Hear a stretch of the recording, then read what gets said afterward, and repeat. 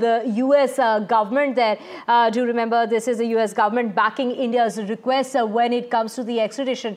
We're talking about the US government there. The United States government has urged the Supreme Court to dismiss the petition filed by Mumbai attack convict Tahavvur Rana, a Canadian national of Pakistani origin, against his extradition to India. India is seeking the extradition as he is wanted in the Mumbai terror attack case, having lost a legal battle in lower courts and several federal courts, including the US Court of Appeals for North Circuit in San Francisco. Rana had filed a petition, and we have Neeta joining us. Neeta, Rana had filed that petition on the 13th of November, but it is the US government there now backing with the government of India.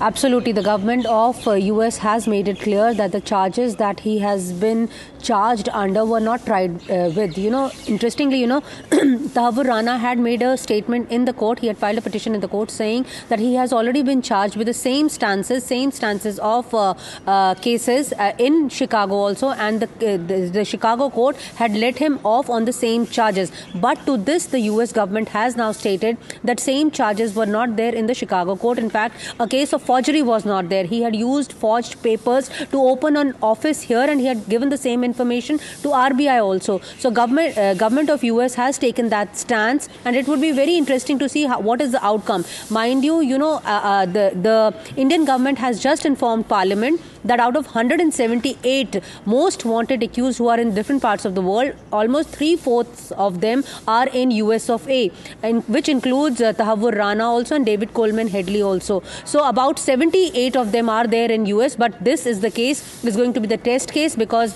as far as Indian government and Indian investigating agencies are concerned, they say that they have given adequate number of evidences to the US court stating that why he is wanted, because he is a crucial link between what transpired on 26/11. He would also be linking not only Lashkar-e-Taiba, that how the conspiracy was leading up to the Pakistani government and how Pakistani government had initiated attack on Mumbai that was on 26/11. Back to you.